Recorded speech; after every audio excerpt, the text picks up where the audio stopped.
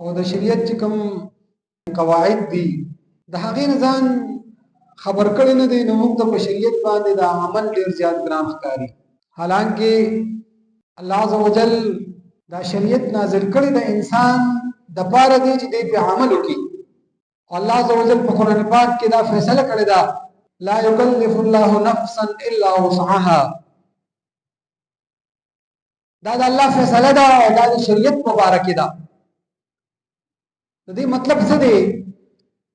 د دې مطلب دا دی چې په عباداتو کې او په دین کې الله عز وجل څوک مکلف کینا د هغه کار چې هغه انساني طاقت نه لري.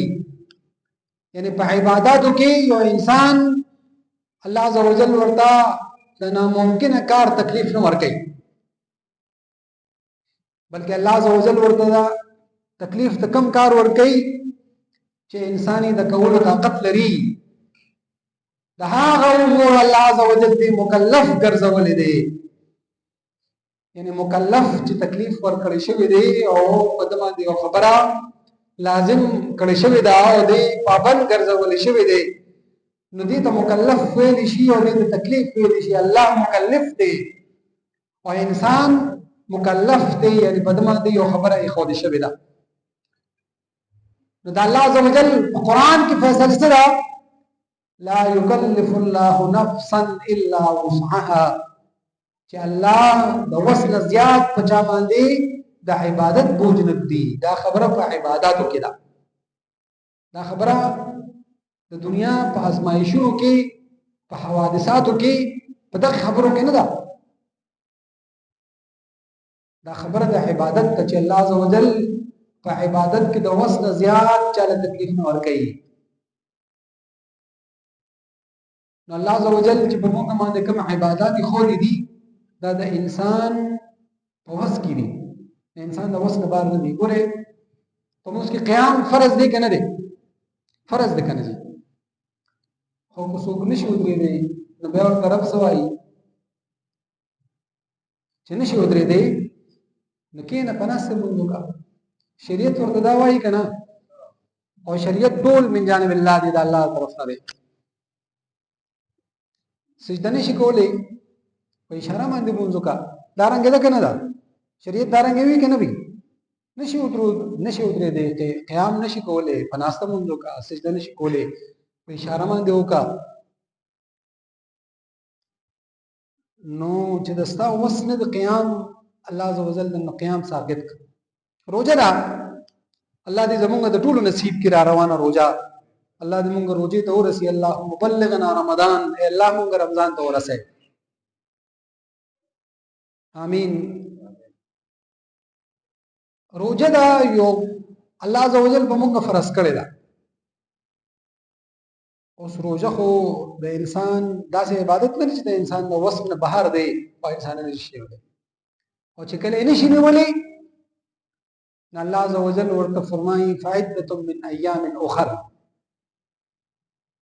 چې په تاسو کې څوک بیماری یا څوک په سفر باندې، فمن کان منکم مریضا او علی سفر فعدة من ایام اخر. بیمار دی نشي نیولی، الله در باندې اوس په مرۍ د زور کې نه چې شابه اوس د رمضان میاشت خامخا به روزه نیسي. چې کوم الله پتا باندې روزه فرض کړی دا او مکه الله درته اجازت درکړي چې مه نیسه. اوس به د چا منې؟ الله به منې که نه؟ ګوره فمن شهد منکم الشهر فلیصمه، دا هم د الله حکم دی، دا هم د الله عز وجل حکم دی چې تاسو په څوک چې په تاسو کې څوک د رمضان ته حاضر شو نو هغه د روژه ونیسي. فمن شهد منکم الشهر فلیصمه، هغه د روژه ونیسي. نو ورسره دا هم د الله حکم دی چې څوک په تاسو کې مریض وي یا په سفر باندې نو فعدة من ایام اخر، هغه د رمضان کې روزه نه نیسي، هغه د نور ورځې چې کله سفر ختم شي او کله بیماری ختم شي نو بیا د روزه ونیسي. ګوره شریعت څونه بهترین د انسان خیال ساتلی دی. د انسان د وس خیال یې وساته که نه؟ الله عز وجل څه فرمایي؟ لا یکلف الله نفسا الا وسعها. الله په عبادت کې یو انسان ته د هغه د وس نه زیات تکلیف نه ورکوي په عباداتو کې. نو موږ د شریعت نه خبر نه یو، د دې وجنه په موږ باندې د شریعت د امور کله ګران لګي. یاره روزه به ونیسو، مونځ به مو کوو، دا کار به وکړو، روزه به مو نیسو او مونځ به مو کوو، خو د زکات راته مو وایې، د عشر راته مو وایې، دا لږ ګران کار دی.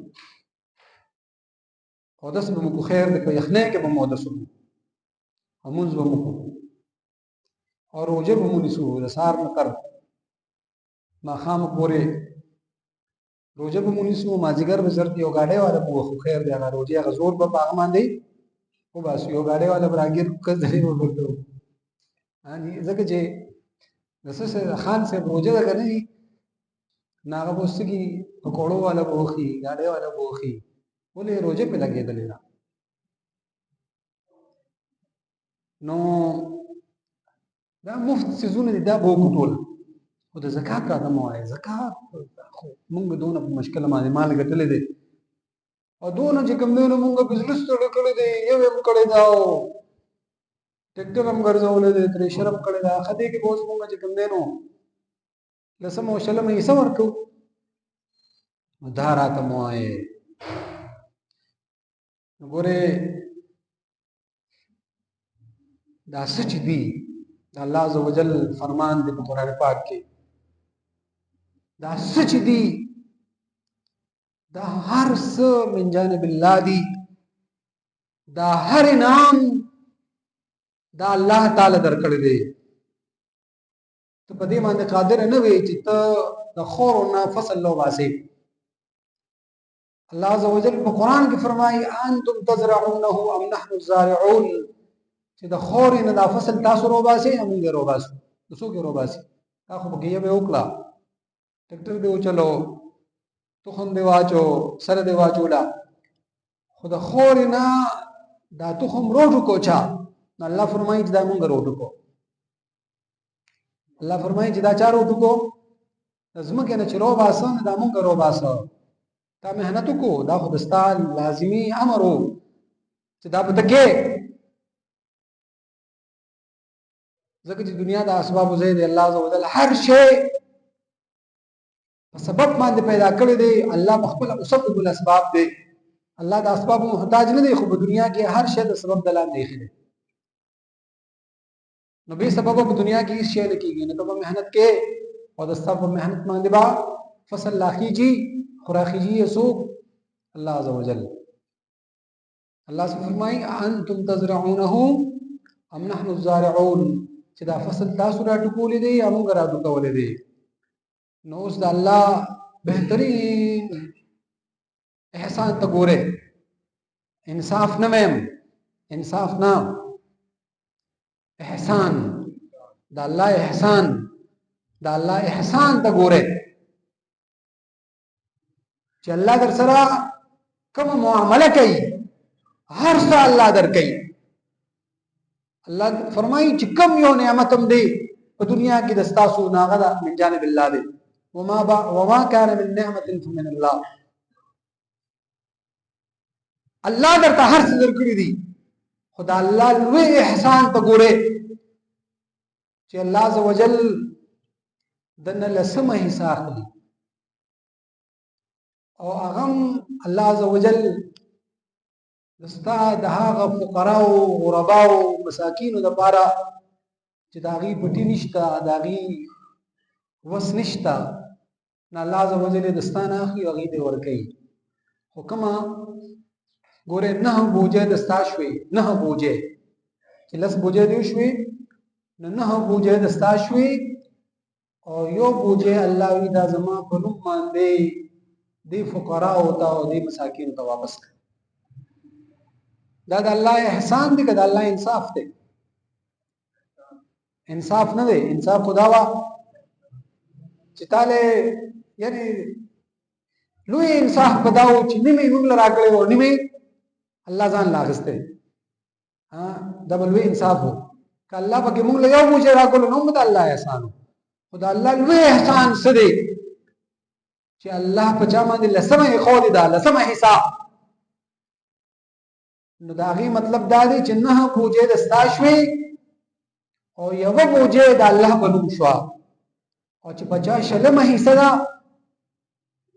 نو دا شلمه حصہ د شلمه مطلب څه دی چې یو بوجه نه نیمه بوجه دا د الله عزوجل په نوم شو.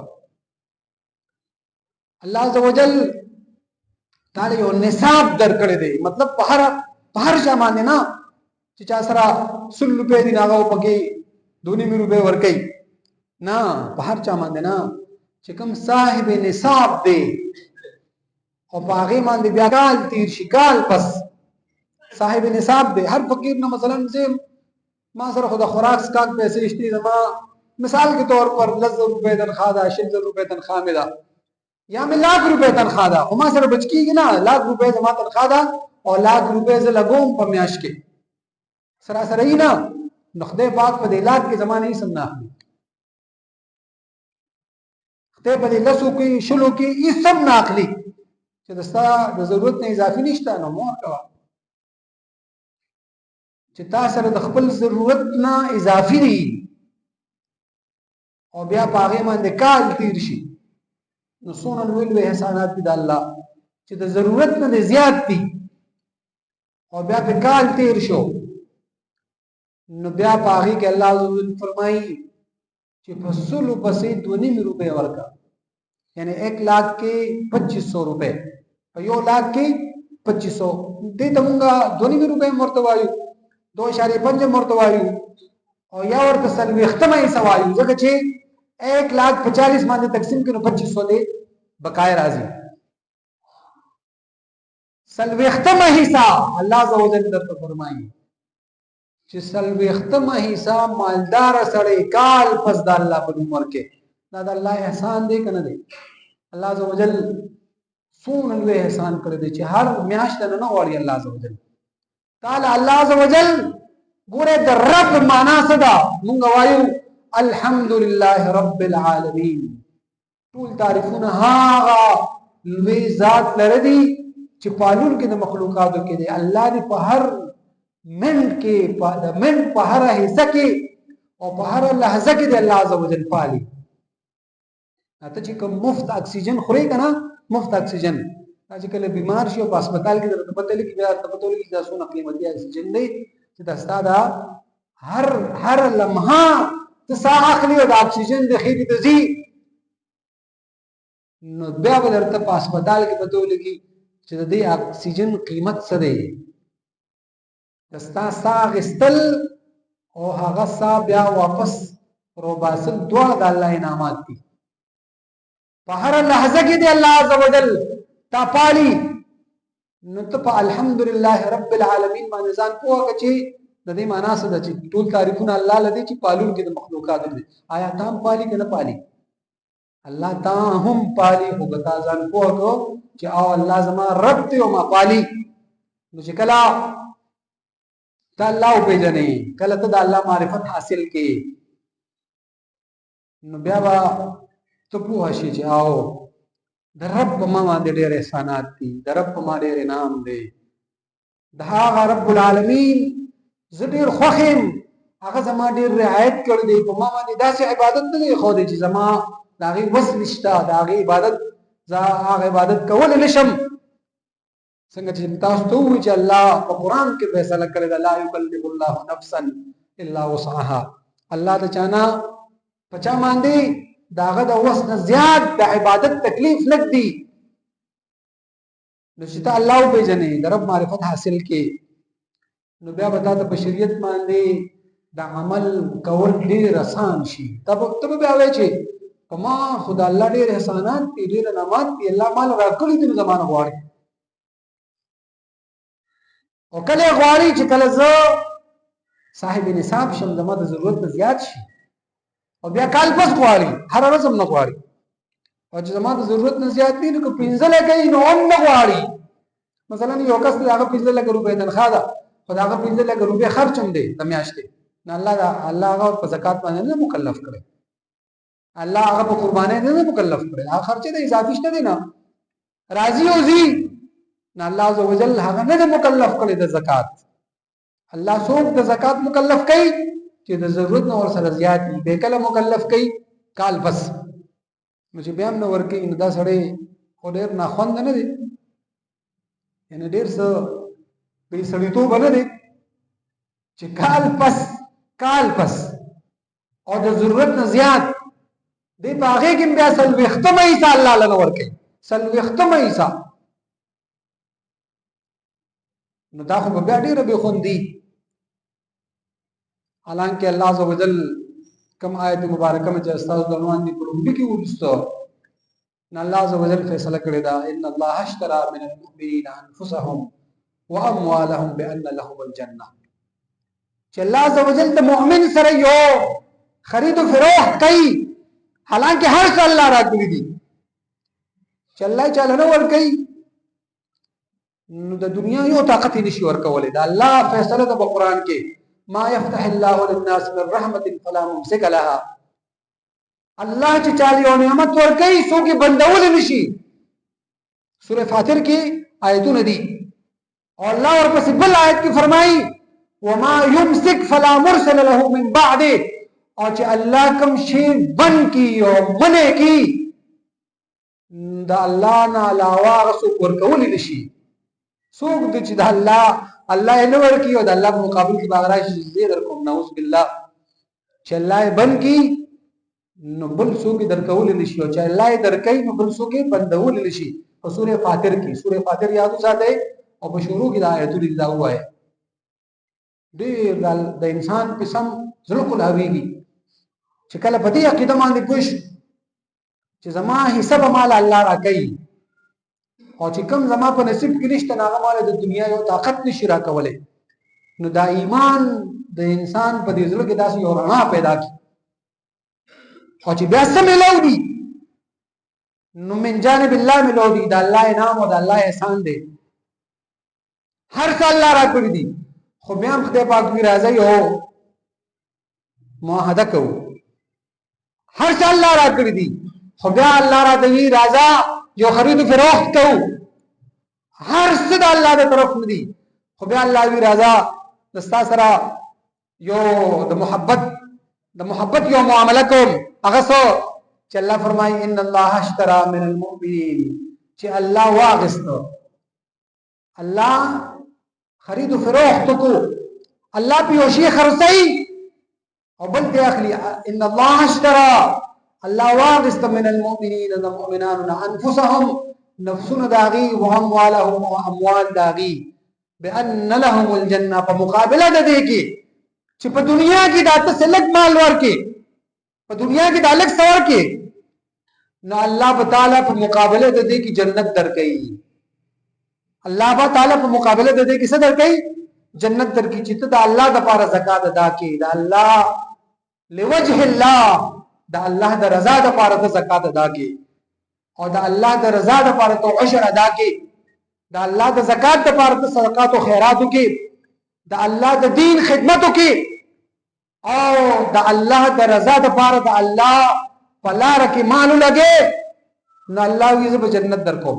دا جنت ګوره د قیامت پر ورځ کافر او منافق او مشرک هغه به وي چې ما سره دنیا وي، د دنیا په شان ته نور دنیا وي او نن ما خیرات کړی وي د څه لپاره چې زه د جهنم نه بچم.